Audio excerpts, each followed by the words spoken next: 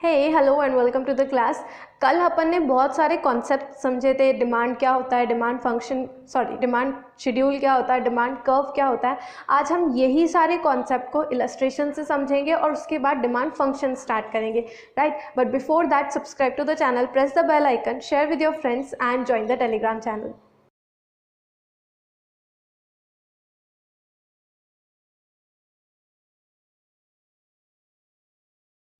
तो यहाँ पे हमारे पास दो एग्जांपल्स हैं, एक इंडिविजुअल डिमांड का एग्जांपल है और एक मार्केट डिमांड का एग्जांपल है, राइट। इंडिविजुअल डिमांड में हम सिर्फ एक कंज्यूमर के डिमांड बताते हैं कि अगर प्राइस चेंज हो रही है तो उस एक इंडिविजुअल कंज्यूमर के डिमांड किस तरीके से चेंज हो रही है।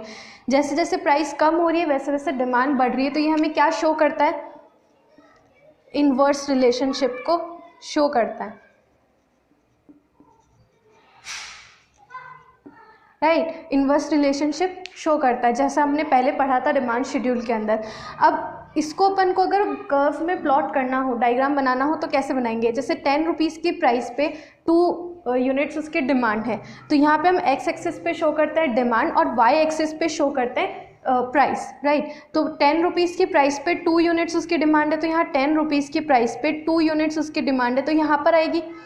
फिर 8 रुपीज़ जब प्राइस हो जाती है तो उसकी डिमांड 4 यूनिट्स हो जाती है, तो 8 रुपीज़ की प्राइस पे 4 यूनिट्स उसकी डिमांड है।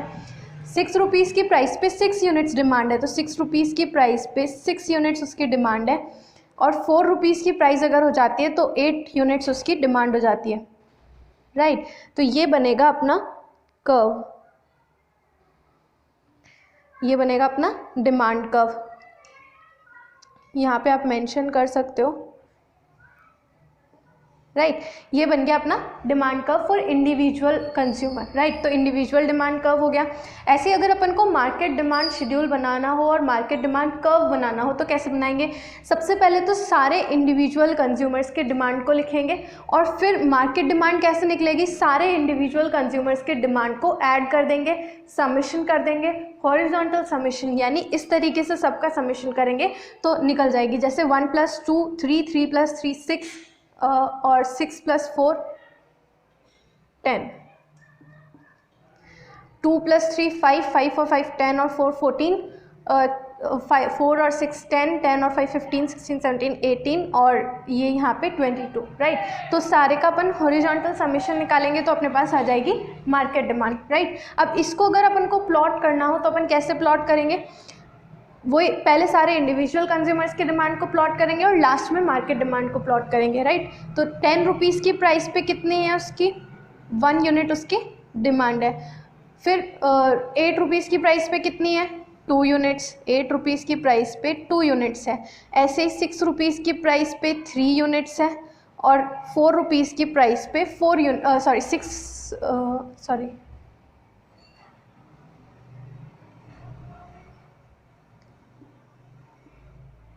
6 रुपीज़ पे कितनी है, 3 यूनिट्स है और 4 रुपीज़ पे 4 यूनिट्स हैं। तो ये उसकी डिमांड हो गई, किसकी, कंज्यूमर ए की डिमांड हुई, डिमांड ऑफ कंज्यूमर ए। अब अगर डिमांड ऑफ कंज्यूमर बी करनी है तो कैसे करेंगे। 10 रुपीज़ पे 2 यूनिट्स है, ये 10 रुपीज़ पे 2 यूनिट्स, 8 रुपीज़ पे 3 यूनिट्स, 8 रुपीज़ पे 3 यूनिट्स यहाँ पर आएगी, और 6 रुपीज़ पे 4 यूनिट्स यहाँ आएगी, और 4 रुपीज़ पे 5 यूनिट्स तो यहाँ पर आएगी, राइट। तो ये हो जाएगी अपनी कंज्यूमर बी की डिमांड। तो डिमांड ऑफ कंज्यूमर बी, इसको अपन एक्सटेंड कर देते हैं, डिमांड ऑफ कंज्यूमर बी। इस तरीके से सी और डी की भी प्लॉट करेंगे और लास्ट में मार्केट डिमांड लिखेंगे। तो सी की कितनी है, 10 रुपीज़ पे 3 यूनिट्स, तो ये आ जाएगी 10 रुपीज़ पे 3 यूनिट्स, 8 रुपीज़ पे 4 यूनिट्स यानी यहाँ पे आ जाएगी, और 6 रुपीज़ पे 5 यूनिट्स, हाँ 6 रुपीज़ पे 5 यूनिट्स यहाँ पर आएगी, और फिर 4 यूनिट्स पे 4 रुपीज़ पे 6 यूनिट्स तो यहाँ पर आएगी। तो ये बन जाएगी अपनी कंज्यूमर सी की डिमांड, राइट। ऐसे कंज्यूमर डी की डिमांड लिखेंगे, sorry for the sound. 10 rupees पे 4 यूनिट्स है तो यहाँ आएगी 8 रुपीज़ पे 5 यूनिट्स हैं, तो यहाँ आएगी 6 रुपीज़ पे 6 यूनिट्स हैं, तो यहाँ आएगी, और 4 रुपीज़ पे 7 यूनिट्स है, तो 4 रुपीज़ पे 7 यूनिट्स यहाँ पर आएगी। ये हो जाएगी कंज्यूमर डी की डिमांड। अब अपन ने सबकी डिमांड लिख दी यहाँ पे, चारों कंज्यूमर्स की। अब सबका हॉरिजॉन्टल समेशन करेंगे इस तरीके से, तो अपन को मिल जाएगी मार्केट डिमांड। जैसे 10 रुपीज़ पे कितनी है, 10 यूनिट्स, तो यहाँ आ जाएगी। 8 रुपीज़ पे 14 यूनिट्स, तो ये 8 रुपीज़ पे 14 यूनिट्स यहाँ आ जाएगी। 6 रुपीज़ पे 18 यूनिट्स, 6 रुपीज़ पे 18 यूनिट्स, और 4 रुपीज़ पे 22 यूनिट्स।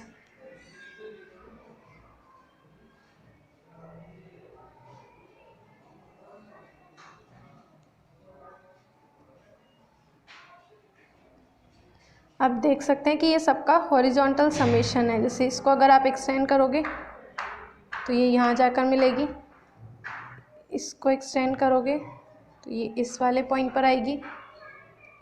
या आप जब ग्राफ पे करोगे या अच्छे से मेजर करके करोगे तो ये बिल्कुल एग्जैक्ट रिजल्ट्स आएंगे, राइट।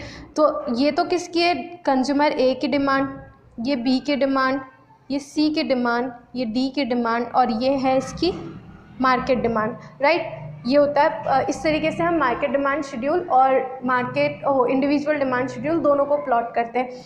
ये अपन ने एग्जैक्ट फिगर से क्या है, कल अपन ने फ्री हैंड डायग्राम बनाया था, तो आई होप दोनों चीज़ें आपको क्लियर हो गई होगी। दोनों ही तरीके से हम इन्वर्स रिलेशनशिप शो करते हैं, क्योंकि दोनों ही तरीके से हमारा डाउनवर्ड स्लोपिंग कर्व बनता है। ये मार्केट डिमांड हो गई, राइट। अब अपन डिमांड फंक्शन स्टार्ट करते हैं। अब स्टार्ट करते हैं demand function.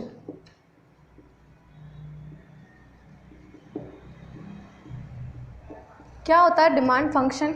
It is a functional relationship between demand and factors affecting demand.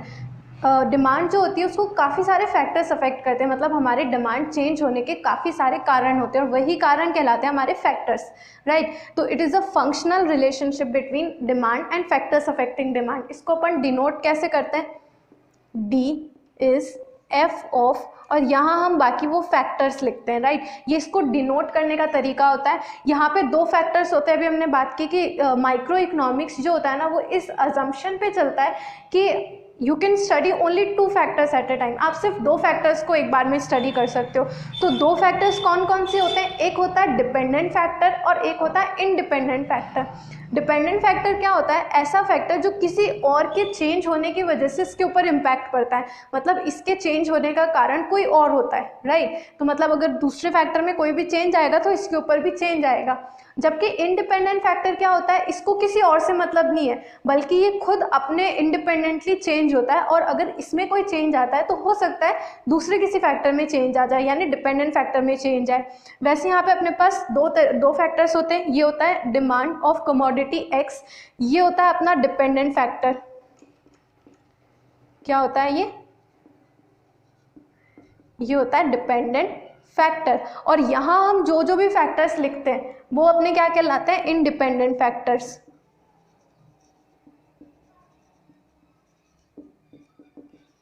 ये क्या कहलाते हैं, इंडिपेंडेंट फैक्टर्स। डिमांड फंक्शन में हमारे पास 2 तरीके के फंक्शंस होते हैं। जैसे अब तक अपन ने हर चीज़ को 2 फैक्टर्स में या 2 टाइप्स में कैटेगराइज किया है, वैसे ये भी, इसके भी 2 टाइप्स होते हैं। कौन कौन से होते हैं, इंडिविजुअल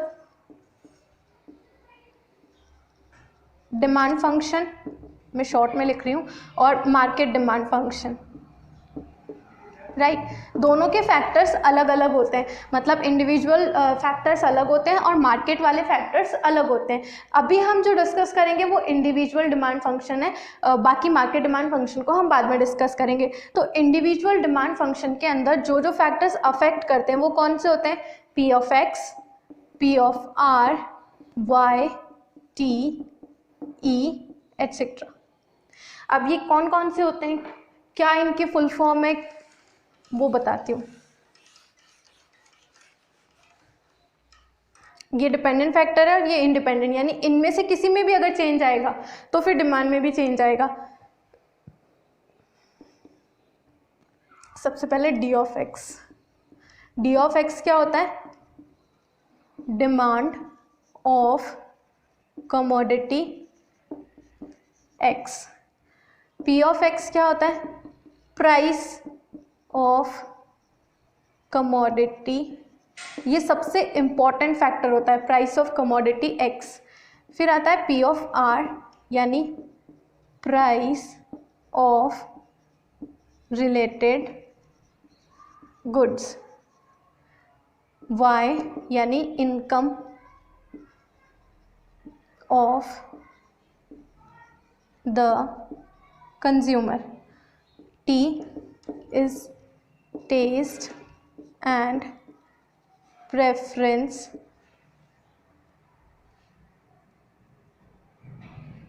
of the consumer। फिर आता है E यानी कि फ्यूचर एक्सपेक्टेशन ऑफ प्राइस। ये अपने फैक्टर्स होते हैं इंडिविजुअल डिमांड फंक्शन के, राइट। कौन कौन से? P of x, P of R, Y, T और E। डी ऑफ एक्स को अपन बोलते हैं demand of commodity x. P of x का मतलब होता है price of commodity x. P of R का मतलब होता है price of related goods. Y मतलब इनकम, T मतलब टेस्ट एंड प्रेफरेंस और E मतलब फ्यूचर एक्सपेक्टेशन ऑफ प्राइस। एक एक करके हम इन सारे फैक्टर्स को डिस्कस करेंगे, लेकिन स्टार्ट करते हैं सबसे पहले प्राइस ऑफ कमोडिटी एक्स से, क्योंकि ये सबसे ज़्यादा इंपॉर्टेंट फैक्टर होता है। सबसे पहले तो इसको रिप्रेजेंट कैसे करते हैं, तो ये इसको तरीका होता है रिप्रेजेंट करने का, और इसको बोलते क्या है अपन? Demand of x is a function of price of commodity x, right. और ये अपन को क्या बताता है? फंक्शनल रिलेशनशिप बताता है प्राइस और डिमांड के बीच में, कि मतलब अगर प्राइस चेंज हो रही है तो उसका डिमांड के ऊपर क्या असर पड़ेगा, राइट। और एट ए टाइम हमने पढ़ा कि हम सिर्फ दो फैक्टर्स को कंसिडर करते हैं, यानी सिर्फ दो फैक्टर्स को पढ़ते हैं, तो बाकी सारे फैक्टर्स को हम क्या मान लेते हैं? कांस्टेंट मान लेते हैं। तो इसका सबसे पहला अजम्पशन क्या होता है? Keeping all other factors constant. और इसके लिए एक टेक्निकल टर्म जो हम यूज़ करते हैं वो है सेटेरिस पेरिबस। अगर आप ये पूरी लाइन नहीं लिखते हो तो आप सिर्फ इतना सा भी लिख सकते हो, सेटेरिस पेरिबस, राइट। ये क्या होता है? ये अजम्पशन होता है keeping all other factors constant. कौन से अदर फैक्टर्स? प्राइस और डिमांड के अलावा जो भी इसके फंक्शंस फैक्टर्स हैं वो सारे हम कांस्टेंट मान के चलते हैं। इनको हम फैक्टर्स भी कहते हैं और डिटर्मिनेंट्स भी कहते हैं। तो इस चीज़ में कंफ्यूज नहीं होना है कि पढ़ा है तो फैक्टर था, लिखा हुआ डिटर्मिनेंट है, अब ये क्या होता है? तो फैक्टर्स और डिटर्मिनेंट दोनों एक ही चीज़ होती है, राइट। तो ये क्या बताता है? हमें फंक्शनल रिलेशनशिप बताता है। तो रिलेशनशिप कैसी होती है इनकी? रिलेशन कैसा होता है इनके बीच में? इनवर्स रिलेशनशिप होता है। इनवर्स रिलेशनशिप होता है जिसको हम नेगेटिव रिलेशन भी कहते हैं, ठीक है। इनवर्स रिलेशनशिप और नेगेटिव रिलेशनशिप का क्या मतलब है? कि दोनों में उल्टा रिलेशन है। एक चीज़ अगर बढ़ेगी तो दूसरी घटेगी, और एक अगर घट रही है तो दूसरी बढ़ेगी। अब घटना और बढ़ना इंडिपेंडेंटली कौन कर सकता है? प्राइस कर सकता है। तो प्राइस की वजह से हमारी डिमांड के अंदर चेंज आता है। कैसे? अगर हमारी प्राइस किसी प्रोडक्ट की इंक्रीज़ हो रही है तो हमारी जो डिमांड होगी ना वो डिक्रीज़ हो जाएगी, और अगर प्राइस डिक्रीज़ हो रही है तो हमारी डिमांड इंक्रीज़ हो जाएगी। यही होता है इनका इन्वर्स रिलेशनशिप। अगर यही चीज़ हमें एग्जाम्पल से समझनी होगी तो कैसे समझेंगे? जैसे अब तक के अपन ने जितने भी एग्जाम्पल देखे थे, जैसे कि प्राइस और डिमांड लिखते हैं अपन डिमांड शेड्यूल में, राइट। तो जैसे अगर किसी प्रोडक्ट की प्राइस 10 रुपीज़ है तो वो 2 यूनिट्स खरीद रहा है, ठीक है। अगर उसकी प्राइस 8 हो जाती है तो वो उसकी क्वांटिटी को बढ़ा देता है, 4 यूनिट्स कर देता है। ऐसे ही अगर उसकी प्राइस अगर 6 रुपीज़ हो जाती है पर यूनिट तो वो उसकी 6 यूनिट्स खरीदता है। और अगर उसकी प्राइस और गिर के 4 यूनिट्स हो जाती है तो वो उसकी क्वांटिटी को और बढ़ा के कितनी कर देता है?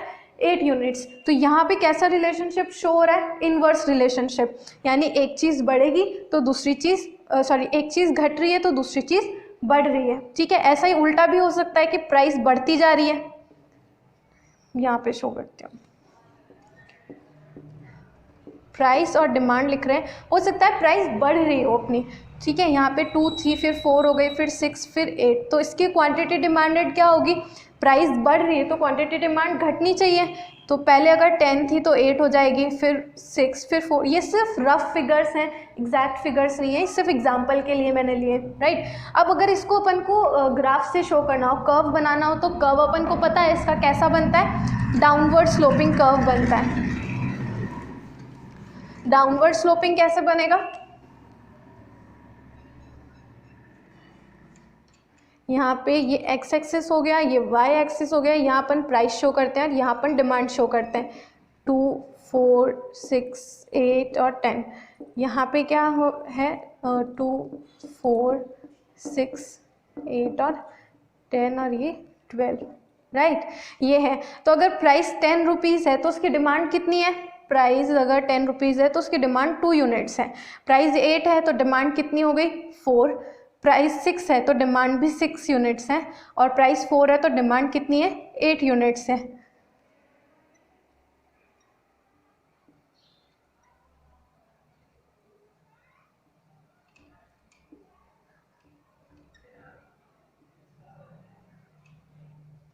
ये इसका डायग्राम बनेगा। तो ये कैसा है, डाउनवर्ड स्लोपिंग है, डी अपना डिमांड कर्व है, और ये डाउनवर्ड स्लोपिंग है। अगर आपको इसमें रिलेशनशिप देखना होगा तो कैसे देखोगे, ये सॉरी